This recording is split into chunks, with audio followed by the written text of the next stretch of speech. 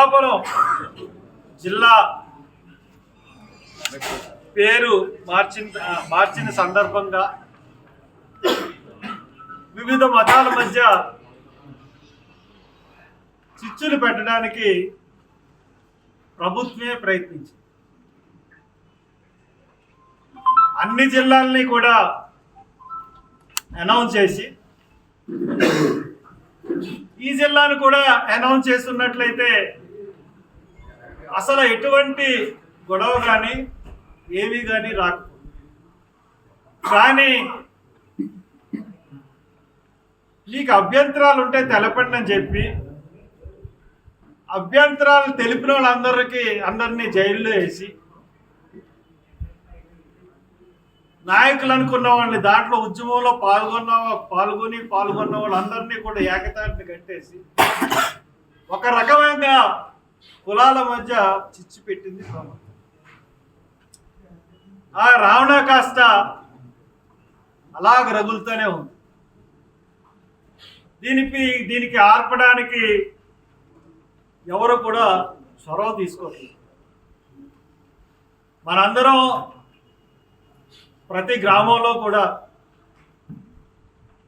పేర్ల కన్నా వరసలు పెట్టుకునే సంస్కృతి ఎక్కువ అమలాపురంలోనే ఉంది. ఆ గ్రామీణ నేపథ్యంలో ఈ వరసలు పెట్టుకునే సాంప్రదాయంలో కులాల ప్రస్తావన అనేది ఉండదు. కులాల ప్రస్తావన లేకుండా బావ, మామ, తాత ఇలాగా పిలుచుకునే నేపథ్యం బాగా ఉంది. కానీ కొంతమంది వల్ల ఈ యొక్క కులాల మధ్య వ్యత్యాసం అన్నది దూరంగా పెరిగిపోయింది. సరే, దీనికి మనం ప్రయత్నం చేయాలంటే ఆలోచించినప్పుడు నాకు నాగబాబు గారు కానీ, కాకినాడ వేణు గారు కానీ, అలాగే బాపూజీ గారి, ధర్మారావు గారి, వీళ్ళందరూ కూడా కలిసి వచ్చారు. చాలామంది జగప్రాజు గారు, చాలామంది స్నేహితులు మంచి ఆలోచన అని చెప్పి చెప్పారు. చెప్తే ఇది పార్టీలకు అతీతంగా ఉండాలి, కులాలకు అతీతంగా ఉండాలి, మతాలకు అతీతంగా ఉండాలి అంటే సరే, ఇంక నా పేరు మీదే నేనే అందరికీ తెలుసు, ఎంతోమందికి సహాయం చేశాను, నేను ఎన్నో అభివృద్ధి కార్యక్రమాలు చేయించాను. అమలాపురంలో శుభ కలశం కానించి, దిండి రిసార్ట్స్ కానించి, బోర్డ స్కూల్ పాసాల గుడి గురించి కానించి ఎన్నో అభివృద్ధి పనులు, ఎన్నో కమ్యూనిటీ హాల్, ఎన్నో తుఫాను షెల్టర్, ఎన్నో రోడ్లు, గ్రామీణ రోడ్లు, గ్రామీణ వంతెనలు నేను చేయని పని అంటూ ఈ అమలాపురం 10 సంవత్సరాల్లో లేదు. అలాగే కోనసీమే కాకుండా మండపేట, రామచంద్రపురం నియోజకవర్గాల్లో హర్ష మార్క్ అన్నది పూర్తిగా కనపడేటట్టు చేశాను.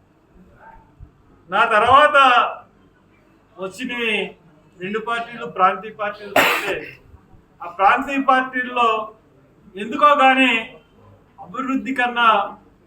అభివృద్ధి పూర్తిగా జరగలేదు.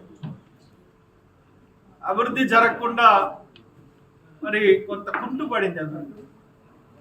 ఈ రోజున ప్రభుత్వాల పరిస్థితి చూసుకున్నట్లయితే అసలు రోడ్ల పరిస్థితి చాలా భయంకరంగా ఉంది.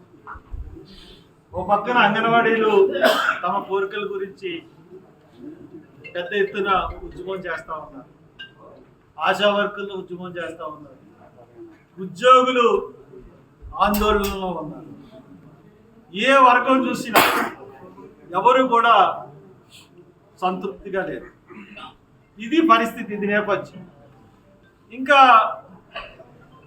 కొన్ని వర్గాలకి, అగ్రవర్ణాలకు కానీ, బీసీలకు కానీ, ఎస్సీలకు కానీ ఇంతకు ముందు ఉన్నటువంటి ఫీజు రియంబర్స్మెంట్, పోస్ట్ గ్రాడ్యుయేషన్ విద్యార్థులకు ఉండేటువంటి ఫీజు రియంబర్స్మెంట్ ప్రోగ్రాం అన్నది రాజశేఖర రెడ్డి హయాంలో జరిగింది, చంద్రబాబు నాయుడు హయాంలో జరిగింది.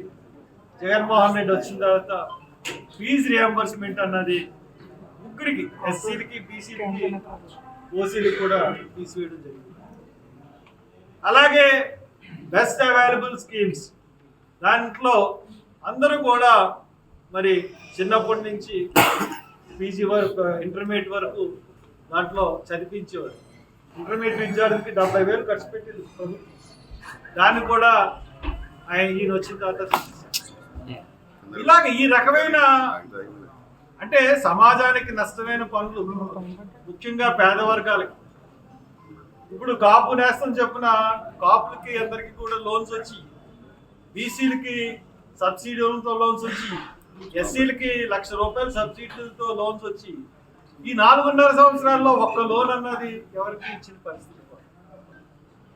ఇటువంటి పరిస్థితులు సామాన్య జనం ఎదుర్కొంటూ ఉన్నారు. ఒక పక్కన పోలీస్ స్టేషన్లోనే ముద్దాయిల్ని ఎటువంటి ఆరోపణ లేకుండానే తీసుకుని వచ్చి మరి వాళ్ళని కొట్టి చంపేయడం, వాళ్ళు కొట్టిన తర్వాత వాళ్ళు చచ్చిపోవడం. మొన్న దుమ్మేరులో హోమ్ మినిస్టర్ గారి కాన్స్టిట్యున్సీలో ఒక ఇన్సిడెంట్, నిన్న కాక మొన్న ఎర్రగొండపాలెం ఒంగోలు జిల్లాలో ఒక ఇన్సిడెంట్. మనకి చీరాల కిరణ్ కుమార్, అతను మీకు తెలుసు, అతని ఇన్సిడెంట్, అతన్ని లాకప్ డెత్ చేసి అతని మీద కేసు కూడా తీసేసారు. అలాగే 1వ తారీఖు నుంచి 5వ తారీఖు వరకు, జనవరి 1 నుంచి 5వ తారీఖు వరకు సామకోటలో కుర్రోడిని కొడితే అతను ఉరేసుకుని చనిపోయాడు. మరణవాగ్మనం కూడా అయినా సరే కేసు తెలుసు. ఇలాగా బలహీన వర్గాల మీద, ముఖ్యంగా అన్ని వర్గాల్లో జరుగుతున్న దాడులు, మహిళల మీద జరుగుతున్న అన్యాయాలు, ఇప్పుడు మొత్తం అన్ని రాష్ట్రాల కంటే మన రాష్ట్రంలో నేరాల సంఖ్య 24% ఉందండి. 18 సంవత్సరాల లోపు ఆడపిల్లల్ని ఎక్కువగా మానభంగాలు చేసిన రాష్ట్రం ఏ రాష్ట్రాలు ఉన్నాయంటే మొట్టమొదటి స్థానంలో మన రాష్ట్రం. ఇటువంటి పరిస్థితుల్లో మనం మేల్కొనాలి. మనం అందరం కూడా ఒక కలిసికట్టుగా మనం వెళ్ళాలి. వెళ్ళినప్పుడే సమాజంలో మార్పు అన్నది వస్తుంది. ఆ మార్పు తీసుకురావాలంటే కులమతాలకు అతీతంగా ఒక సమావేశం ఏర్పాటు చేయాలి అని చెప్పి 22వ తారీఖున ఈ యొక్క హర్ష్ కుమార్ ఆత్మీయుల సమావేశం కోడూరుపాడు జంక్షన్లో ఉదయం 10 గంటల నుంచి సాయంత్రం 4 గంటల వరకు కూడా సమావేశం జరుగుతుంది. పాత్రికేయులందరినీ ఆహ్వానిస్తూ ఉన్నాను. అలాగే అన్ని కమ్యూనిటీలో ఉన్న పెద్దల్ని, యువకుల్ని అందరినీ ఆహ్వానిస్తూ ఉన్నాను. అందరికీ కూడా పెద్ద ఎత్తున భోజన ఏర్పాట్లు కూడా నేను చేస్తూ ఉన్నాను. కాబట్టి అందరూ కూడా కోడూరుపాడు జంక్షన్కి 22వ తారీఖున రమ్మని కోరుతూ మరి ఇద్దరితో ముగిస్తాం. మరిన్ని వీడియోస్ కోసం ఛానల్ ని సబ్స్క్రైబ్ చేయండి. లేటెస్ట్ అప్డేట్స్ కోసం వాట్సాప్ ఛానల్ ని ఫాలో చేయండి. అండ్ లింక్ డిస్క్రిప్షన్ లో ఉంది.